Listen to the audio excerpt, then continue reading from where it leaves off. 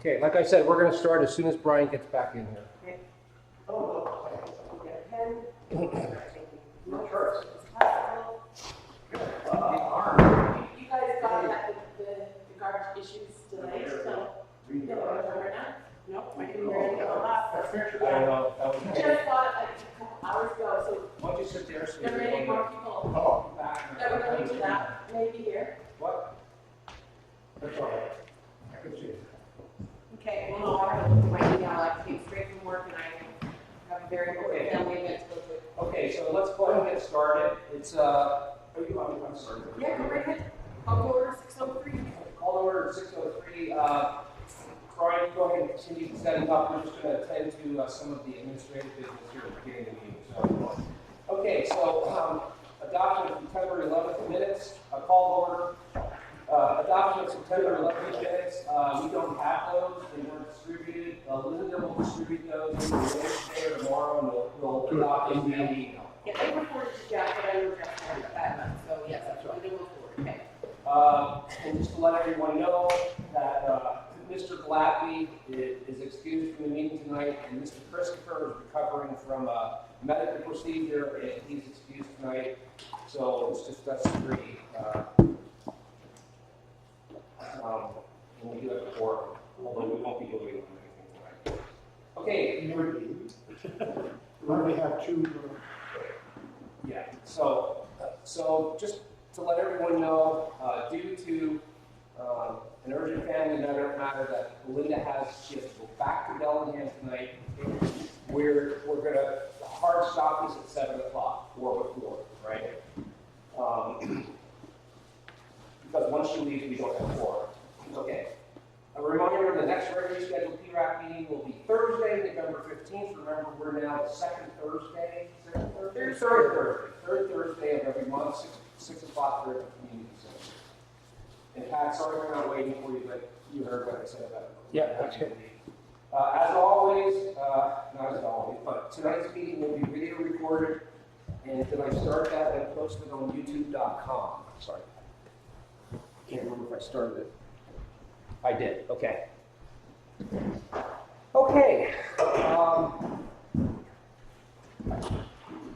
And per the agenda, I think everyone that is here in attendance is aware of that. You can always send email comments, questions, to comments at pointrobertscac.org. And the website, URL for the county website to look at the YouTube videos and also to look at any documentation, agendas, and meeting minutes is listed on the agenda. Okay, so first order of business, new businesses. We'd like to welcome Brian Walker, who's been up here several times in the back. He's from Whatcom County Public Works, and Brian has been talking to Jeff over the last few months about the TBD, the Transportation Benefit District expenditures, and Brian wants to come up and do a presentation and just kind of clarify some of the questions and issues I think that you've been talking to Jeff and to the board about. Does that sum it up? Yeah, I just kind of give you guys an update as to where we are in the process. Okay, so the floor is yours. Can you guys see this? Or should I don't kind of, if I twist it too much, is that the camera? No, it should be fine. Yeah, I do want to get this videotaped because we have a very sparse crowd today. So, yeah, that should be fine. Some of the photos are a little small, so if you can't see them, come on up a little closer here. The purpose of me coming up, I was invited by Jeff Christopher under the premise of to review the status of some of the ongoing projects that are currently utilizing Transportation Benefit District funds, and then some of the potential future projects.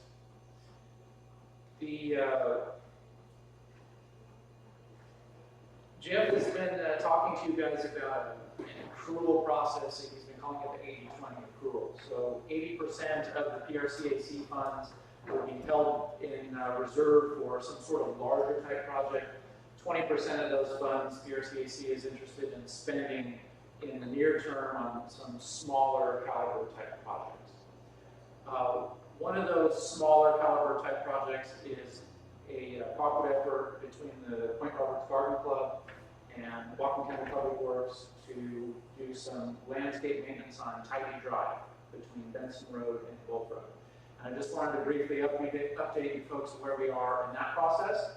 The Garden Club has selected a contractor, and we've prepared a letter of agreement, which is a type of contract. And right now I'm going back and forth with the particular contractor just to verify some of his requirements, like insurance and licensing and some things like that. I would expect that we would have that document signed, and he would be out there cleaning up Tidy Drive very soon, if not within the next week or so. So that is the status on the Garden Club work. For the sake of time, I don't know if you guys want me to go over any of the process of how a transportation benefit district project receives approval through the county. I don't know. Can you just recap that high level, just so we have it captured on the videotape? Just go through the high level process. You want to go through the process real quick? Yeah, it's not too lengthy. No, okay, I'll kind of characterize a little bit. So, in order to spend transportation benefit district funds, it goes through several steps through the process, the public process. The first process is, at the county, we utilize planning documents called a 6-year transportation improvement program, and that is over a 5-year planning period, and then we also prepared a 1-year annual construction plan. And for the potential project to use the TBD funds to be eligible, it would need to be listed in some form on those planning documents. The next step in that is the PRCAC would come forward with a recommendation of a project, and they would come forward to Public Works. They would say, this is what we want to do. Public Works would then take that information and we would come up with some very preliminary feasibility. You know, how much is it going to cost? When can it be done? How much permitting is it going to take? We think through all the different aspects of how we would build a regular capital improvement project. Once we have that information, we go in front of the Whatcom County Council, acting as the Transportation Benefit District. And we propose a resolution, and within that resolution, we are requesting the Transportation Benefit District Fund, again, Whatcom County Council, to, number one, provide spending authority, meaning that they agree that the monies can be used on such a specific project. And then the second is we ask for budget authority. So we say this is what it's going to cost, and they will approve those two things. Once that's done, we have a resolution, then we can go ahead and contract out the work and go ahead and get it built for you folks. It is important to understand the role in the PRCAC in this process. You guys are an advisory committee. It's in the name, PRCAC. You guys advise the Transportation Benefit District on how you would like to spend that money. It's ultimately up to Whatcom County Council. They put on their TBD hat, and they make that decision by adopting the resolution to do so. So that's in a nutshell how the process works. Any questions on that? How long has that process been in place? Oh, I would imagine ever since the PRCAC was formed. Okay, back in 2010. Yeah, All right. it's pretty standard. That's the same process we just went through in order to get approval to spend TPD funds for the Tidy Drive landscape maintenance. Okay, well, let's jump into a couple of projects. So I told you guys about the landscape maintenance. And again, the way that Christopher has laid this out is this 80-20 process.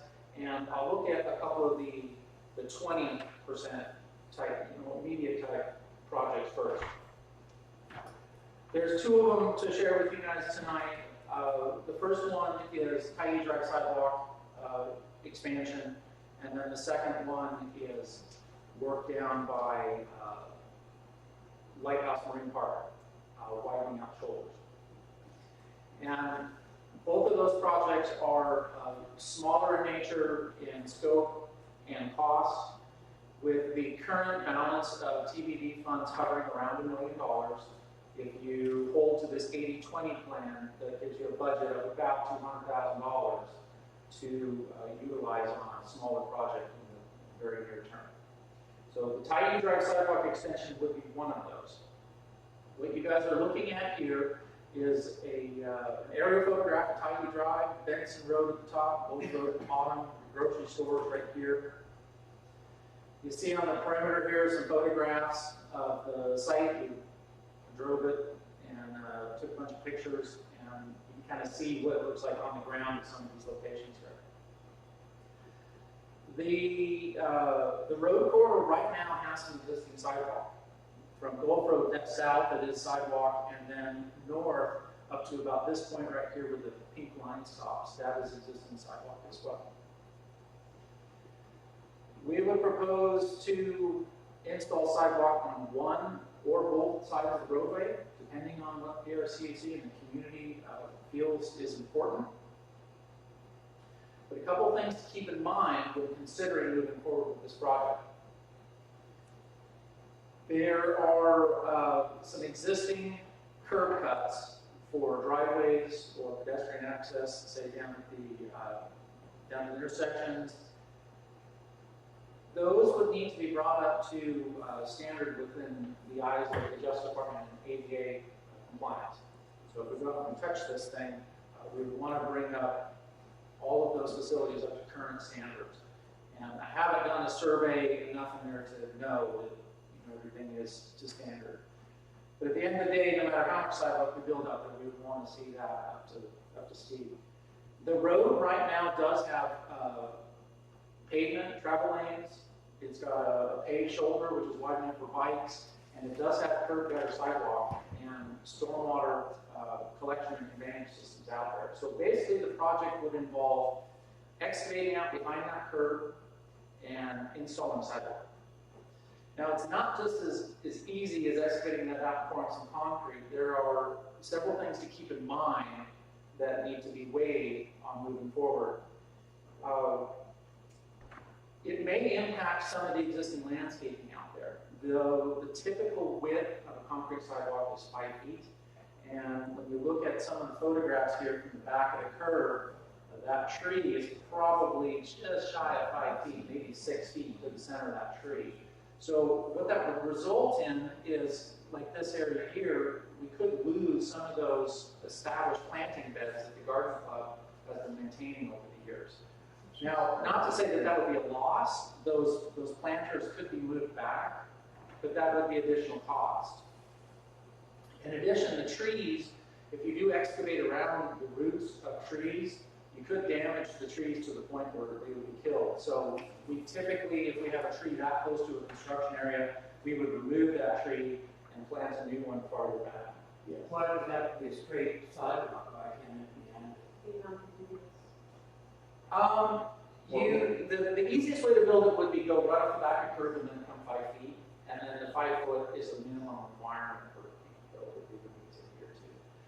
You could look at going on the back side, but there's not right area back there, so we would be building a private property, and that would involve obtaining deeds and the property. How far is the right of way from the curb? This is real rough, just coming off of the kind of planning level type 1 work, but I think we probably have about 2-3 feet of right of way from the back side of the sidewalk. That's on the west side or the east side? Very similar circumstance. Yeah. It almost appears that the street trees were probably planted on the right of way, if not. So it's 7 feet from the existing curb. We said, Do we have to play with when you see it? Or we have 60-foot right of way out there right now. Yeah, I believe the trees are planted in the right of way, Mr. Canty planted them, and they had heard of them getting any easements. Yeah, they're probably just right inside right of way.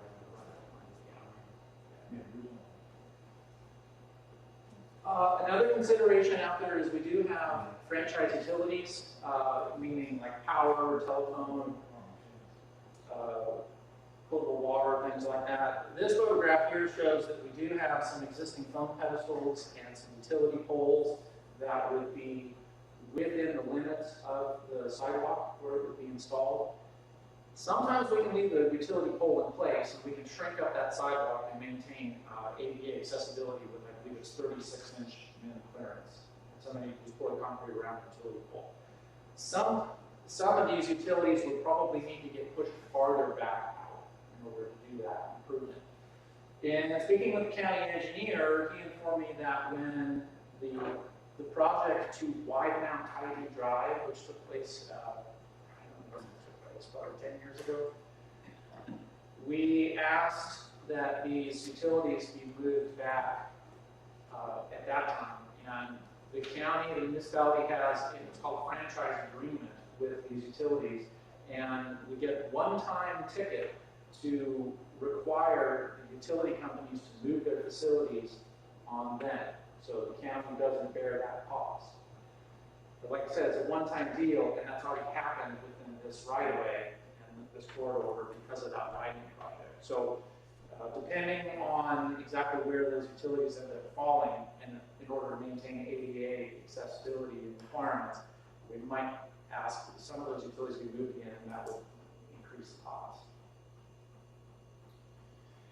The other thing to keep in mind on a project like this is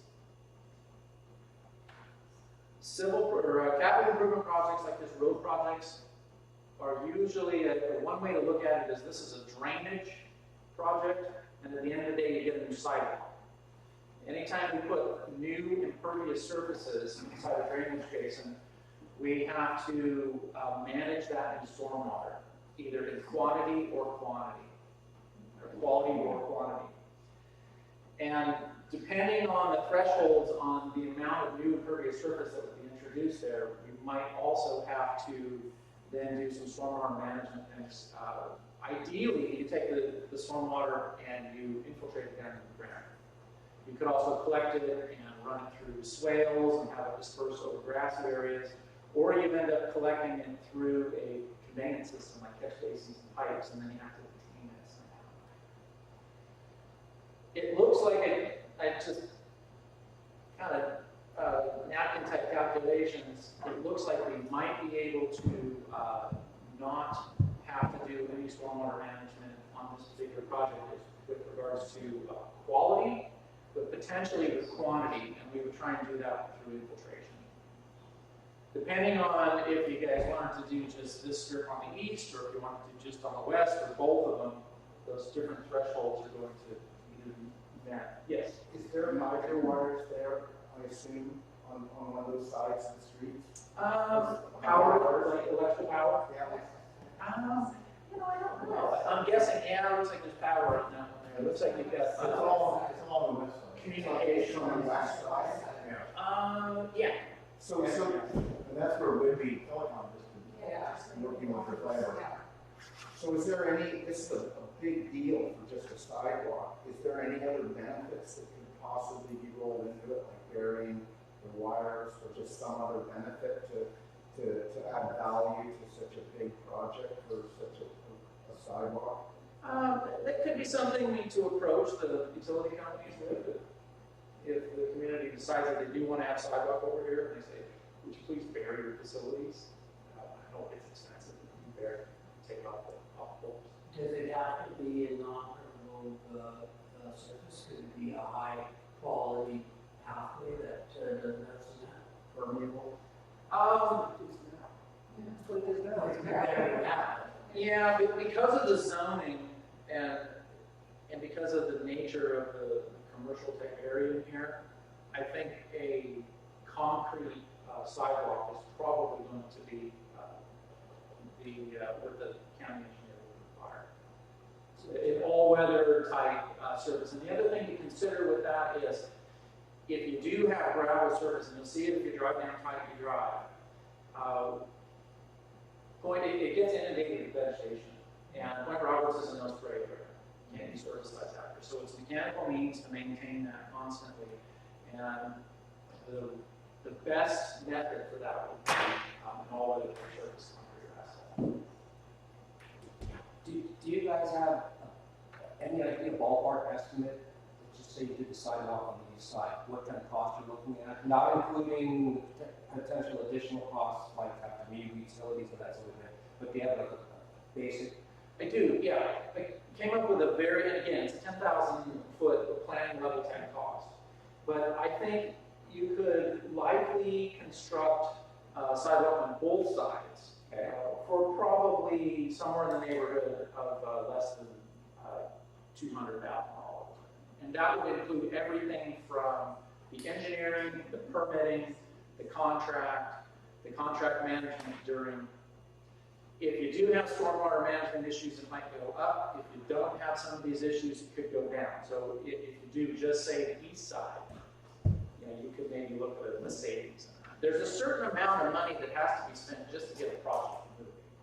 And then there's economy and scale the bigger you get. So in other words, you might have 75% of the cost if you only do a section of it versus 100% if you do all. So if we did the sidewalk up either on one side, a concrete sidewalk, east or west, we'd have to cut that part out when we put the roundabout in a couple of years, right? We can plan for that. Oh, here's a question. Yeah. If you ever get cooperation with the landowners, for example, on the west side, where they would be willing to participate somehow by donating, or I don't know how it would work land, because it would affect, and make it more scenic and off the road. Does that ever happen? You cooperate with landowners, get an agreement, we come up with something that's spectacular rather than suburban, but you've got it. You can, and it would be a great option to try and offset that sidewalk from the back of the curb too. It's not uncommon to have travel lanes, curb gutter, and then a planter median, and then sidewalk. So if you did end up getting cooperation from the landowners, and let's say they dedicated 10 foot of additional right of way from the property, then you could have an offset sidewalk over here. What's involved with them to give you that 10 foot if they were interested? Do they just say, here, you can 10 foot, it's in a simple, or is there something more complicated about it? No, if they're willing to dedicate it, typically when we negotiate for taking property like that, there's money that changes hands. So they might look at compensation for the, if you're eliminating a certain amount of square footage from the property, then the value goes down. But they might look at it as a development improvement for their potential future development. Yeah, you got to weigh both of those for sure. Thank you. Yeah, my 2 cents is definitely the only east side, that line with your other sidewalks. Yeah, and also there are permeable surfaces, you see them down here at the Earthwise Garden Center. Okay, and you see it at the throughline there in my mind, are at the co-op in Bellingham, and when you park your car, it's this permeable surface, it looks a little bit like Rice Krispie cakes. Oh, yeah. Yeah, it's a type of concrete, I think. Yes, so what you're referring to is, it's called permeable concrete, and it is open graded so that you can take a garden hose and the water just disappears back to it. Yes. It is an option. However, Whatcom County, to my knowledge, I don't know if they have any permeable sidewalk installed anywhere. And the reason for that is because the maintenance of it is heavy. If you get leaf litter and debris and sediment will get down in the pores of that, and then it has to be regularly vacuumed out, and there's a pretty substantial maintenance regime that you need to follow. In a parking space, I've never seen anybody doing that. Yeah, the city of Bellingham has quite a bit of permeable pavement, and they have specific specialized vacuums. It's like a road sweeper. Before you widen the road, you have to justify it based upon the amount of traffic that goes through that road. You have to do the same thing for a sidewalk project. The reason why I asked that question, I seldom see people walking on either side of that road. Yeah. It's not based on ABT. It's based more on the zoning requirements and just engineering judgment for life and safety. But one thing to keep in mind too is you have to think about the foreseeable future and what this area would be used for. And it looks like this side over here on the west, we've got more commercial use and maybe the need for some interconnectivity. You got a post office right down here, so if that sidewalk wrapped back down around, and then you've got a hardware store up here. You have existing sidewalk over your grocery store. One other thing to keep in mind is if you do have developers come in, let's say this entire parcel here gets purchased and they end up putting in some sort of improvement there, they might be required to put the sidewalk in and bring that area of the roadway up to standard. It's kind of a waiting game. Some questions over here too. So we can use the funds to purchase property to do the sidewalk, the other side of the gardens. And if you get a permeable surface, and there's a garden in between the road and the path, you just mow it, and the rest of the leaves are just mulch because it's good for the garden anyway. So then you have less maintenance. But I just made questions, so we can actually use the funds to purchase more property for a wider. Yeah, I don't believe you can purchase property using TBD funds, but I am not 100% certain. Or trail. Yeah, that would be something I would have to ask that question. Are the TBD funds able to be used for a Westfall public access washroom for visitors and other public? So it's my understanding that TBD, and I have to go back and read the RCW real close and see if that particular use would fall within it. But it's my understanding that it needs to be used for either transportation-related roadway construction or maintenance. I don't know for the rest of If they'd be travelers that would use it. Yeah, I don't know about that. Yeah, I would have to ask the county engineer what his interpretation on that. We have to be very careful when we spend road funds. There's a lot of laws in place, and the county engineer is held liable if there's misuse of those funds. Does anyone use them for bike share programs or bike lockers or similar things like that? Or electric car charging Yeah, stations? not that I'm aware of, but I know that we could use them for widening shoulders, to improve transportation systems for shared use paths and things like that. There's some sort of safety nexus to that. Certainly do that. So how many feet would you need if you were going to put the sidewalk on the other side of the garden on the east side? The garden strip. So This side here, yeah, you only have about 2 to 3 feet left, so you need another 5 feet. this one here, I think the street trees here almost appear that they might get a little bit farther back because we do have existing sidewalk that comes up. There's that little roadside park right here with a bench.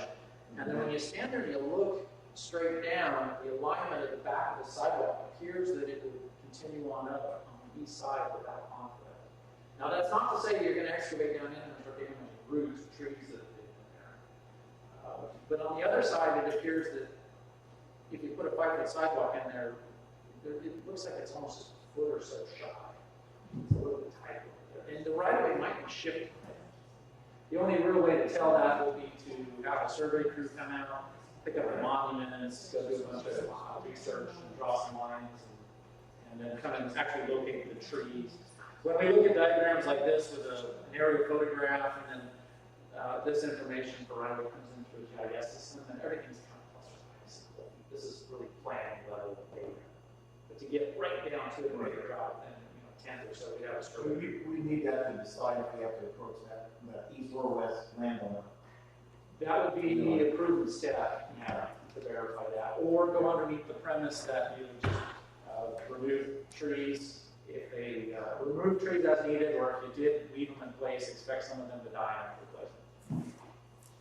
Well, the garden club now has some money to maintain, so the tree dies, I assume they have some money Yeah, to deal with that. don't forget those trees are 15, 20 years old, and it's taking that time to grow, it's not size. If you don't place them, it's only going to be something about a year. Yeah, chunks would be about that bigger now. Yeah. It's like a hit for sure. So how far in from the trees would you have to get? I know you don't know exactly the way roots would grow, but theoretically, you'd have to be 5 feet away from those trees inside to mitigate most of the. Yeah, I think if you were 5 foot away from the trunk to the back of the sidewalk, it's a risk. But I just wanted to throw it out there. You could kind of put a sidewalk in there and then And then sidewalks are 5 feet, so about 5 feet from the tree, and from the trees, and then 5 more feet. Yeah, now if you put a sidewalk in and you plant a tree immediately thereafter constructing the sidewalk, then those roots are going to naturally accommodate the sidewalk being there. But it's just the process of established trees, and then now you're coming in and disturbing that soil. Any other questions on that? I can briefly speak to timeline on this too, and this would be applicable to basically any of these projects. If PRCAC is interested in moving forward, it would just be a formal request to Public Works to say, please move forward with determining the feasibility and cost of the project, and resolution to put in front of the Transportation Benefit District. And with that process usually takes 3-4 months, and then we could do the engineering portion of that in the spring, and possibly be out to add, and you guys could be constructing this. So a best case scenario. So the recommendation and resolution process, that can happen any time during the year? It's not, okay. Yeah. Yeah. Okay. The key to that is through the two planning documents that I mentioned before, the 6-year transportation improvement program and the ongoing construction plan. We do have money earmarked on both of those plans for use with Transportation Benefit District. Okay. I think there's $150,000 in there right now. Now that doesn't mean you can only spend $150,000. It's a benchmark. It's just earmarked in there, and we can go back to the council and say we're going to revise the budget amount for this item on the annual construction program, and away we go. Okay. One other question. Yeah. Are you dealing with Whitney Kell in terms of the new fiber optics that they're running? I have no knowledge of It's on that. the west side. It's installed there on the west side. So that's something that if the sidewalk go on the west side as well, it would have to be dealt with. Because you don't want to build a sidewalk right over where it just buried fiber optics. They're putting it underground. It's already in. Oh, it's in. Yeah, they did that in the last couple months, yeah. Okay, so Marine Drive, that's the. Yeah, We're gonna take a look at that while we have time.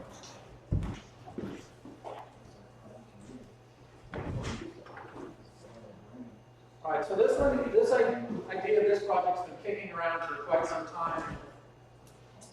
The premise being that this is Lighthouse Marine Park right here. This is that campground. Marine Drive comes down and turns into Edwards. The way that Jeff Christopher kind of framed up this particular project, at least as it stands right now through the community's wants, is to create a widened shoulder along Marine Drive on the south side that would create a loop or connect the two loops through the park. So there's a trail system that comes up through the park. So you have the main access entry point here, and then another trail over here. So we would look at just widening out that shoulder along that entire length of the park. From the north and the west side of the existing access point, there is already quite a bit of widened out shoulder there. And what we'd be looking at doing is creating something called a shared use shoulder, the shared use being for folks that are walking, biking, what have you. This would we would look at like a 6-foot widening of the asphalt. So have a 6-foot wide shoulder, and then a probably 1 or 2 foot gravel shoulder past that, just to kind of stabilize it.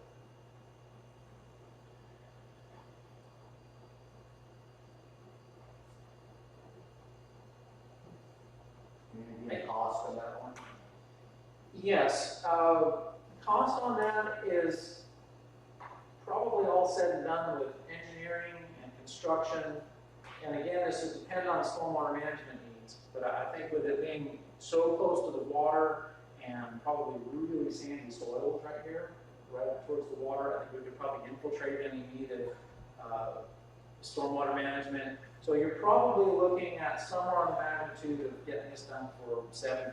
to $100,000. And that would include everything from engineering to permitting to getting a contractor out there, contract administration, the whole thing out there. So then economy of scale, we could do this, and just the east side of Gulf, or Titan, just the east side of Titan, and do those two smaller pieces instead of doing the full size of Titan. You could, yeah, it depends on where the threshold of PRCAC comes up with that 20%. You know, if they're gonna hold it fast at 20%, if there's a little flexibility. But in theory, you're saying that to do the east side of, to do just the east side of Titan may not be financially feasible because it's a shorter piece, but if we put that shorter piece and have the same contract also with this piece, then possibly the pricing would be better. You could even get one contractor to do both projects too, which would save a little bit of rest of advertising. Well, exactly. We're talking about economies of scale. Economies of scale, yes. Okay, I was misunderstanding what you're saying. Every state are always actually, the more projects he does in 24 hours, the way more he saves. I don't think that's actually true. But if they're coming from the, the other side. Yeah. You gotta come over Yeah, here. it makes sense. I'm sure there is some mobilization saved there. Getting equipment, material. There's one project I have, and this one's already being discussed publicly, right? People were thinking, but I don't think the sidewalk ones. No. Well, it has been brought up at 3 or 4 meetings, but it's not been a subject. So I'll tell you where the tiny sidewalk project originated from. When we were, myself and Christopher were standing in front of the county council, working on getting the resolution approved for the garden landscape maintenance. It was brought up by one of the council members as to, she was not as excited about spending money on maintaining gardens, but she was excited about maybe building some sidewalks in that vicinity. And we said, well, we'll go back and look at it, determine feasibility, and see if the community is interested in it. Yeah, this was one of the alternative analysis projects that was 2016 that Public Works did a study on, right? They came up with recommendations and pricing, and this was one of them. Originally, they were looking at continuing this all the way down Nicholas Drive and maybe connecting it over to the marina. And what we're looking at here is just a real pared down version of that. And you could almost consider this like phase 1 of the project. So this would provide some safety for folks camping and using the park just right adjacent to the park. But in the future, that could get picked up, and then that same road section could get continued all the way down to the Safety. side. And safety was a concern. Yes, yeah, pedestrian safety is, and on that front, it's a big concern. That sort of goes along with my question. From the first time that I've been here, one thing that's been consistent, people in Point Roberts want a trail system of some sort. I know that another area that's a concern is at the bottom of Goodman Hill. And the problem there is that the road is right up on the edge of the right of way, so they can't put a path there. Our TBD funds, they were used to come up with a proposed trail system, because what would happen if you go down a little bit further on the road there, and it turns out that the trail, which is on the left-hand side, doesn't have any room and has to jump to the right-hand side. I mean, it seems to me it would make sense to have a whole trail plan before we do this. It's kind of a master planning thing, yeah. I got a message from one of the technicians in the traffic division. He's working with he's a bicycle pedestrian advisory committee, PRCAC. And there was a question on Point Roberts Loop Trail, connecting all 4 parks in Point Roberts with a multi-use path, says this project is one of the priority projects for the Whatcom County bicycle pedestrian. But I don't know a lot about it. I asked him to provide me if there was, like you're referring to, some sort of master plan in place, and didn't ever hear anything back. So the PRCAC can spend something like that, and if you guys are interested in spending transportation money, not me, it's certainly a feasibility. Who's the person that, like we were calling,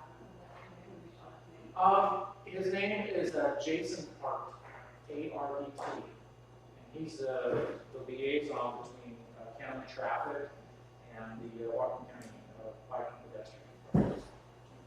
I'm not exactly sure the name of it. On that other map for the White House Park, on the other side of the street, there is a sidewalk farther down. Yeah, that's right. Right. On the opposite side, on the north side, thank you.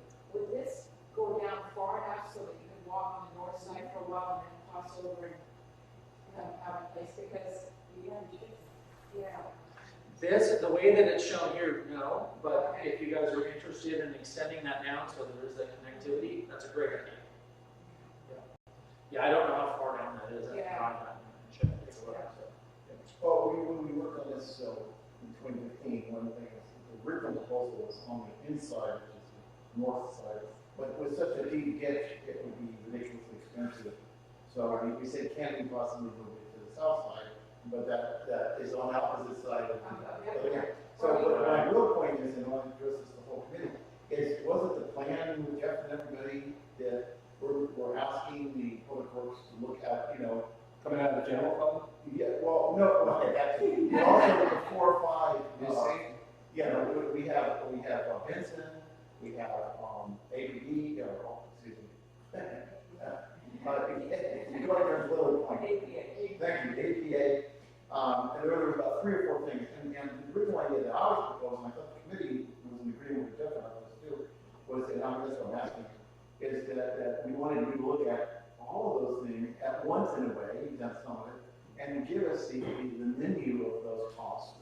So that we look at all, and some of them may come out of 8%, and some of them may come out of the general funds, or maybe the biking fund. So we could mix it up, and guys like Jeff and future chairmen could try to work out that mix. But we need it from you, I'm an engineer. We need it from you. It's our menu. This, and this, the cost, this, the time, and all that. Now you guys decide. Kimmy works on it. And what I'm speaking to here is just those 20 projects, the 20 out of 28. I do have a couple other things that I can briefly present. Benson Road, I think I was requested to look at the feasibility of the Benson Road widening out. And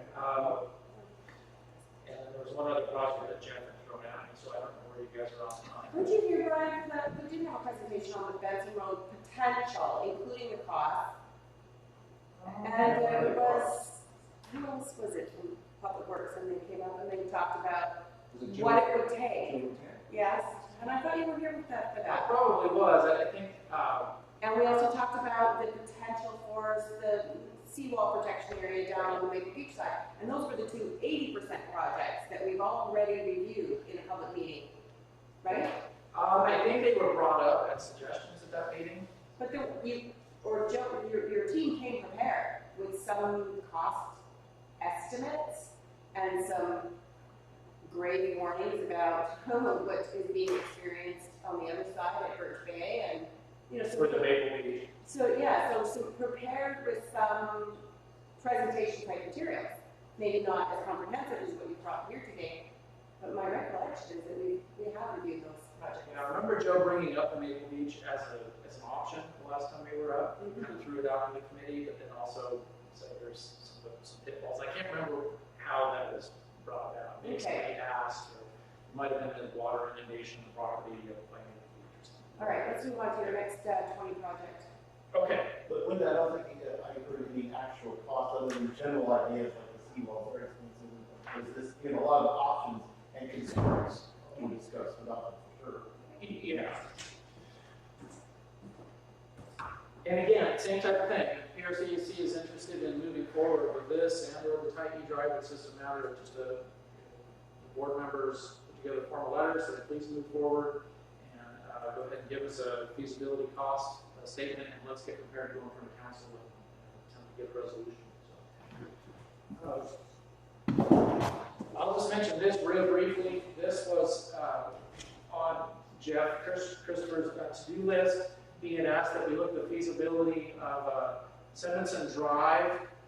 So this is down by the marina here, and he had told me that the community was possibly interested in taking the dock over on the west slope that has had perpetual problems and potentially looking at relocating it down here by this breakwater out in Tidelands. That was kind of what was driving this particular question. He asked me to look at the feasibility of if Simonson Road could be extended down so that the public could gain access to this vicinity. And in doing just some quick research, this is an aerial photograph overlaid on a parcel map. So these are the tax parcels, the property lines. And it appears that Simonson Road is actually a private road. And then we have Edmonds Drive, which is right-of-way. So the pink hatching here is existing public right-of-way. The blue hatching is a private roadway that is owned by the marina property there. So in order to, and this road does continue down through here, but this section of road is on the Point Roberts Resort tax parcel. So it's private property. No easement? There's no legal access? There's a chain across it that says this is a private road. No, this road here continues on through here. Talking about Simonson. Yeah, at the very end, when you go around the corner to Edwards Drive, it's chained off. Yeah, right here, there's a gate. Yeah, but you're showing a stop of road. Well, I'm just showing you that this is the current geometry on with tax assessor is out there. And then So you have the road. this is a parcel that's dedicated as or is indicated as a private road, the parcel for the purpose of that. And then this is right away. So there's a gap. There's a gap in there, and then this is all. This entire parcel here is under control of Point Roberts Resort. So there's no public right of way. So there's got to be some sort of agreement between the county and Point Roberts Resort in order to operate that road like they do. But I have not been able to locate that. Yeah, we'll wait for a committee. But, we'll wait for Joel to come back. Yeah, Joel was just he missed the meeting where we talked about moving the current Lighthouse Park dock, which is not suitable Oh, the for the Lighthouse ride. Park dock. And I'm moving- thinking you guys are talking about the gas dock or something. No. I need to talk to the marina about that.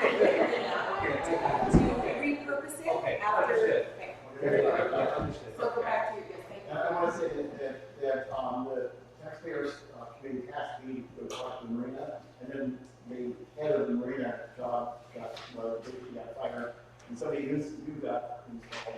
So I didn't have time to talk to them, or she didn't have time to meet her. But the idea was that evidently, the marina, when they got their permits, said that they were going to make that public access, that it was a marina thing. Now, they might be, obviously legally, they would turn it into a public easement. No, that's the valid thing. what the deal was is that there's a public easement from where that chain is down to the public beach, which is another public easement. But once they build the facilities and the washrooms and the path that goes around the marina, the public easement goes along the shore, and that easement from that little road there disappeared. So there is a public easement, but it's not that road. Okay. Can you show us? Okay. So when they were getting permission for it, this road here, Right. this is to lead to the beach, which is a public easement. There's also a public walkway here, which is part of that original easement. And over here, where they dump the sand, there's a 3.5 acre that's dedicated to public recreation. These are all easements that they had to give to get permission to basically cut off Edwards Drive and Green Drive. Once they built, Okay, this is vacated right here. This parcel here. And then the new right away was up around here. once they built the facilities here, including the washrooms, the easement that went down to this little beach went away, and this easement became active. So that's the only public easement there. Is it access to the parking lot or where? But sorry, does it go from Simonson?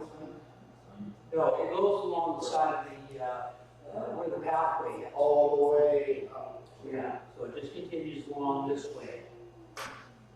So bottom line is that in order to even look at the feasibility of utilizing TPD funds for the purpose of getting some sort of access down the beach, the first hurdle would be to work with that property owner and get some right of way dedicated.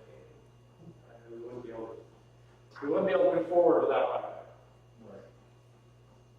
So that's what this one plans.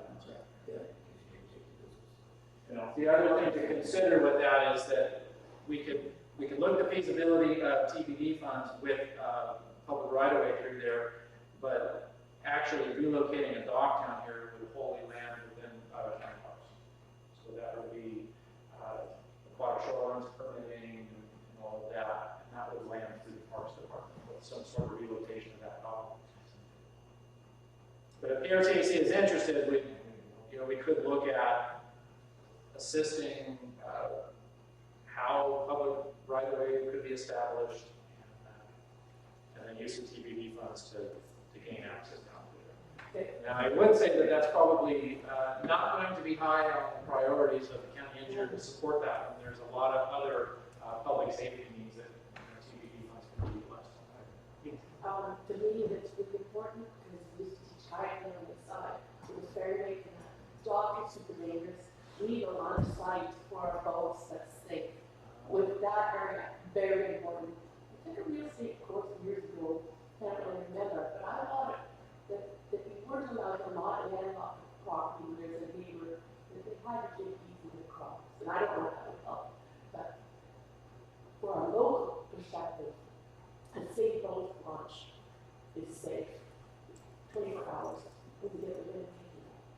Yeah, no, I think that's Info, and I prefer to see, because I've seen some really dangerous, bad situations somewhere that I would see, and I try to make the options small, say, it's all correct, and there is history that we used to teach from that, for,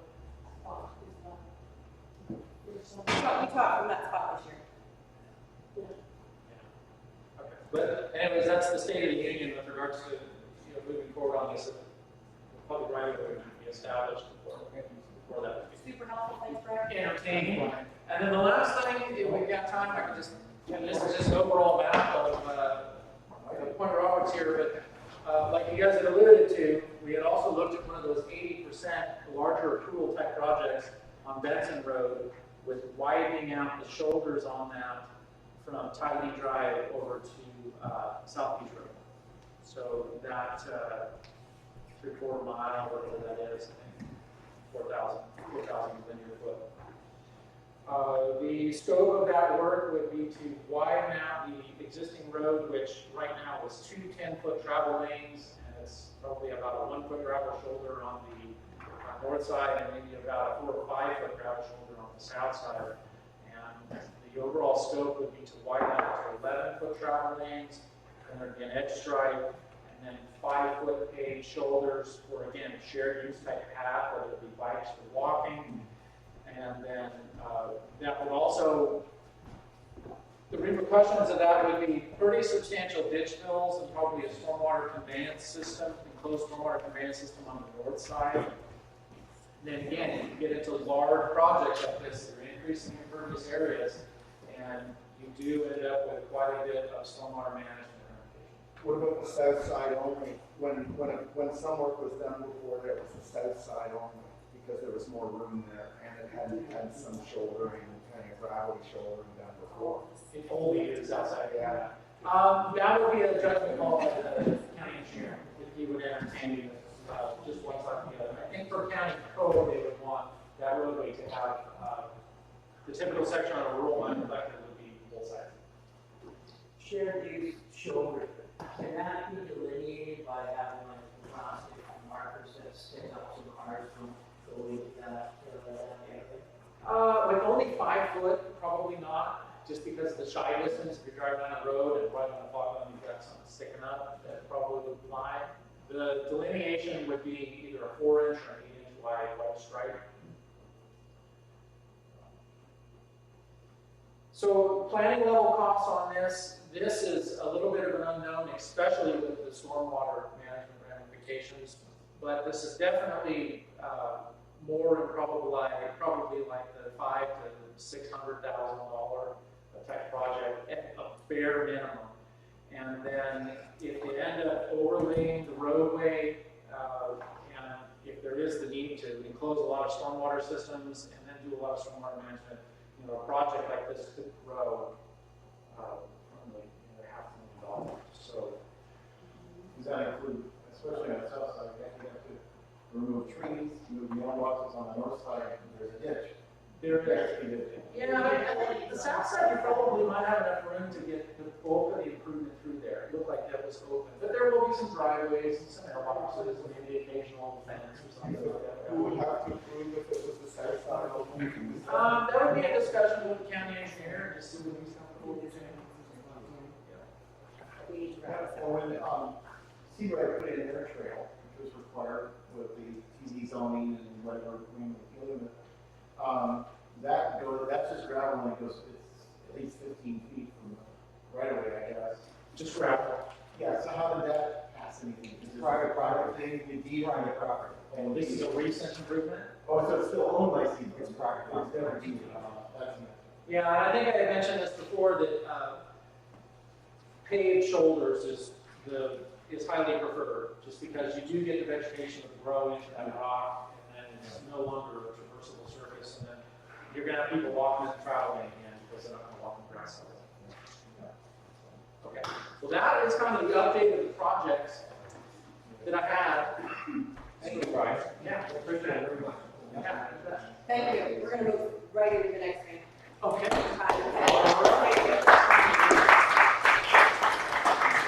Okay, just the second item in the new business, I'm going to kick this, defer this to the November meeting. This is a suggestion from CES to have PRCAC look at some, quote, minor code scrub items, which after looking closely, these are not minor code scrub items. They're items that have to do with tree removal, including hazard trees, and the community really needs to weigh in on this as to whether or not this is something that they want to do. It actually adds, depending on how you read it, it adds more restrictions on what you can do on your own property in terms of tree removal and hazard tree removal. So I personally find it more restrictive and adding more restrictions to, again, what you can do with your property. And this is part of 2072. So we control this. This is part of the Point Roberts Special District. So we'll talk about that in the November meeting. All right? Okay, the last item on new business. I'm sorry. Quick question, Joe. All of that information is on the internet, that we can look at it before the next meeting? Yeah, that's one of the reasons that I was contacted by Nick Smith, we were contacted, and they wanted us to rush through this tonight. Maybe I'm exaggerating here, but they wanted to look at I want to get this information out to the community, so we'll figure out how to get that out, right, to everyone, right? What do you say, why? Why is the rush now? We haven't done our equipment deal. Because they're doing their final, their comprehensive plan code scrubs, right? And you go across the board on the, everything in there, not just the 2072. And there were some things that happened on the mainland, right? That affected 2072 specifically. There's 4 items, right? So I'll get this information out to the community. Can we forward that email to Pat? Maybe have him put something. Yeah, how would we get that to the community? I don't know. Suggestions? I mean, we don't have a website per se. If you send it to me, we can put some information about Okay. tell where to go. Okay. All right. So to be deferred till the next meeting, and again, put information out. I'm sure there'll be some people that will be in favor of it, and there'll be some people that will be against it. Okay, so Guy Barb is here, who is the developer, owner of the commercial vehicle storage yard at 386 Cayenne Drive, right? Right. And PDS asked us to listen to what you have to say about this, to review and come up with recommendations on approval. So let me ask you this. I know you guys. Can we back the heck up for just a second? A few people came in a little bit late and aren't aware of this. This meeting was scheduled for a hard stop at 7 p.m. It's 7:01 now. We're going to go 15 minutes extension. That is all the time we have tonight. I have a very important, urgent family member, and then when I walk out, I'm sort of going to lose our quorum. And this is an important thing. Let's keep our discussion so that we can, within this 15 minutes parameters. I'm sorry that that's an inconvenience to everybody, but my family is, I have to take care of this issue. Go ahead, Guy, on what you're planning. Let me ask a question first, right? So 486 Taiyi Drive, this is the RV storage unit across from Nielsen's, right? Right. Okay. And you have been going through the permitting process, Yes. right, for quite a while with us, working with Nick and PDS, right? So as part of that process, PDS asked you, or asked us to actually review and make a recommendation on the project. I'd just like to say one thing first, is that they didn't even contact me to tell me I saw this in the paper. So no one contacted me to tell me that I was presenting. I don't know what they sent. They just basically sent the commercial permit number. Really? Okay, do you know what your deadline is for this, for the PRCAC specifically? This is probably just one of the checklist items. I think this is the last checklist. Okay. So, you know, we have been waiting a long time for them to get over their holidays. People have been on holidays, and it's been desk sitting for months on end. So it would be nice to wrap this up. So is it like are we doing like We're doing a retroactive yeah. permit So what's the permit for? for that business. So what size, what?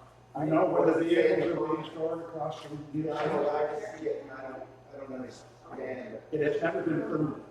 Right. Is there details on the permit, like what it is, like how big, what it's Yeah, for? there's a permit application. But we don't know that here, We have unless you guys want to do a presentation of what's. Well, I don't know exactly what's involved in this because I was not told anything. We're in the same boat as you are. Okay, Okay, so what is your permit application for okay, that they're going to ask our opinion on? okay. Retroactive. Okay, we are between the wetlands and the buffers. There's a small amount of wetlands on the property at the very back. That has to be restored because there was dirt on that. Gravel has been removed in the buffer that is not wetlands. There's another, so there's two areas about the back third of the east back. We are graveling, putting more parking, right? Let's say maybe, I wouldn't say 3/4, maybe maybe 2/3. There's tree planting all around. There's a retention pond that's huge. On the Benson side, that's I think 62.5 or 63.5 by 370 for the apparently the toxic water that's coming off these RVs. There's no wash station. Yeah. This is just mostly trailers that don't have motors. How about fencing, shielding, Okay, so line of sight, right? So yeah, so what you drive, we're moving the access around to Benson as asked by the fire chief of Bellingham or walking down or whatever. So that will be done, new entrance. Planting all the way around, even against the wetlands. There's buffers against the wetlands next door that aren't wetlands on my property. I guess it's Nielsen property. So there's a 50-foot area. It would have been nice that I had known I could have brought everyone a copy of this and people could have looked at it. But are they requiring you, so when you drive down Taiyi, Yeah. right, and you drive down Benson, are you going to be required to put some kind of fencing or whatever, so you can't see all those trailers from the road? Yeah. Screening, like. Screening, sorry, Yeah, thank you. there has to be screening, there has to be commercial planting, probably more than Boston and Bellingham, huge amounts. Yeah. What I am going to do is do, there, on my property, less the county right away, there's about 25 feet and I like to burn it, and so there will be a walkway around the pond, that will all be fenced, and, it is still my property. And so there is a treatment area that catches the water. One pond apparently will have water all around it, it will be dry in the summer months. There's plantings in the ponds that filter what's the toxins, I guess. What else? So, yes, it has to be fenced and screened. I would rather have done just hedges to hide everything so you can't see it, but the county, How tall is the screen between, for me, how tall is the screen between fencing and versus bushes? probably 6 feet. I will end up screening it, even more in the, beyond And that. no bushes or more in?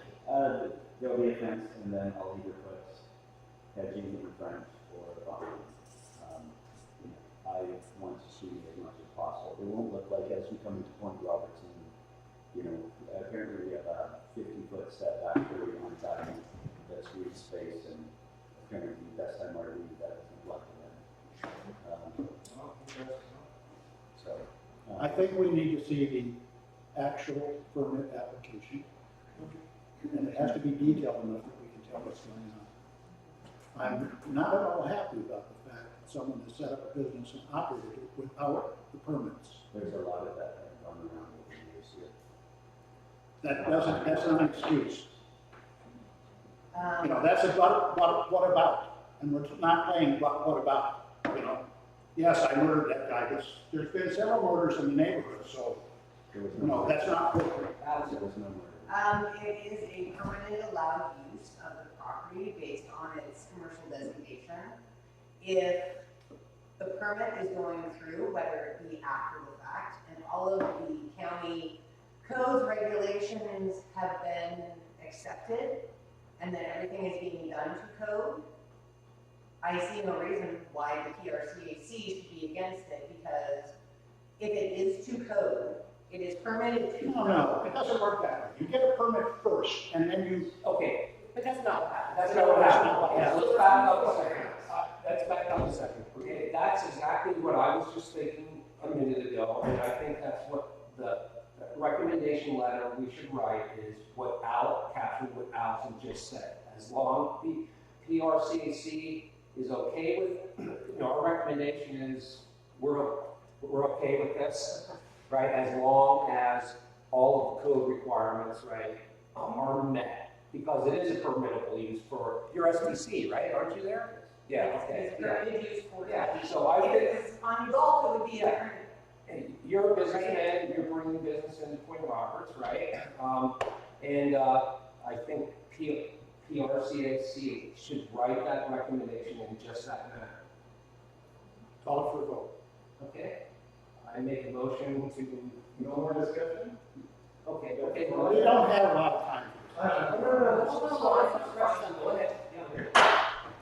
I agree with what Allison said, it is a small town market, but all the things that have to be remediated should be provided to the public and a greater hearing, and that's what this thing's for, is a greater hearing. It didn't do any justice for that, and I don't think getting an approval would be seen by hundreds of people here, that I've certainly talked to a lot of them, that don't like the idea of the business at all, so the business should, go on, sounds like you will. But this committee should hear what the county is asking him to do, and he's saying he's gonna do it, that's good. Get that all on the record, and have it be a public record. This is not even close. I can tell you, people are livid that it went in, but it is zoned for that. You're right, he's allowed to do it in some fashion, if he especially meets all their new requirements. So Steve, you're suggesting a public forum, right? Or a meeting dedicated. Okay, but if he meets the code requirements for that type of business on that zone property, why would the public weigh in on that? Because they're mad as hell. Because, So what? excuse me, if he meets all the requirements, that's fine, but he has been operating a business for all this time without doing that. And it has been secret for legitimate reasons, and the county told me this, that when it comes to code violations and all these kinds of things, they have to do injustice by not talking to the public about what they're screwing with and how we might resolve it. That's all private, and now it needs to be made public. I think it really needs to be made public some fashion. Allison? And then, yeah, go from there. Okay, everyone may not be aware, what I used to do before I graduated was, I was a permit expediter, I worked with code enforcement all over Whatcom County, King County. If the business would have been permitted prior to going in, you would have zero say. As long as it meets the county code, as long as it meets the building requirements, you would have said nothing. You would have gone in, you have no say. When it is done after the fact, and the county creates a violation, that violation then must go through certain steps, fines, fees, more rigorous oversight than if it would have gone in the first place. So guys actually had to jump through more hoops, than under stricter regulations, and no oversight if he would have done it prior. So the county has done their job. He has had to go through mitigation. Everything is to code. The community as a whole cannot stop him or say he can't do something that he is legally allowed to do on that property. He's allowed by right. You cannot do that.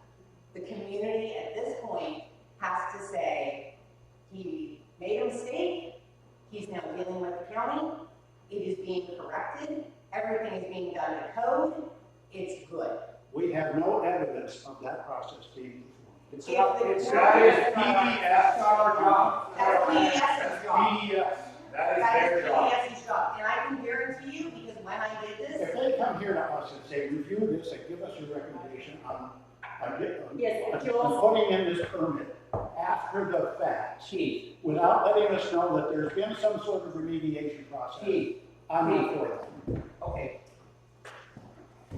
But the motion is to, Go ahead, vote. well, the motion hasn't been said yet, but the motion I think that is coming out of here is that PRCAC would support a permit application so long as all of the code is met and all of the requirements are in place. And that's PDS's job to enforce.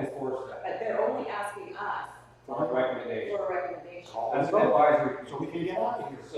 So that's the motion. You better rewrite that down. Yeah, We have it on film. we have it on film, you'll capture that from, Okay. yeah.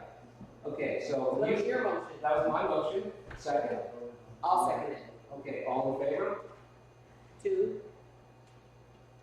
2-1. Okay, there we go. All right. Thank you, Mike. Okay,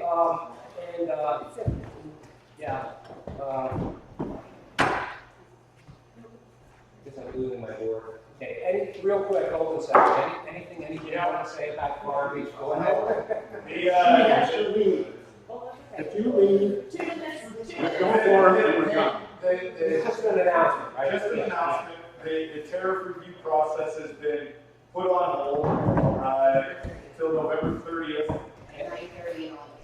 9:30 in Olympia is the next time they're having their open meeting on the 3/2010. 9:30 on November 30th. In Olympia at the UTC office. Thank you. Thank you, everyone. Oh, go ahead, Heidi. And we'd like to request Mark to write a letter to town council to reduce the minimum to $20. That's gonna happen. That isn't gonna happen. Because, PRCAC has already made the recommendation. But You- the voters and also pastors voted on it and they support that. And also it matches the rest of the unincorporated communities. And we should Heidi, charge more. You can bring that up on the November 15th meeting, that's 15 days before the, Okay. okay? That on the agenda is also the information of the survey that went out. Okay, The agenda for the next week. okay, yep. Meeting adjourned, thank you, everyone.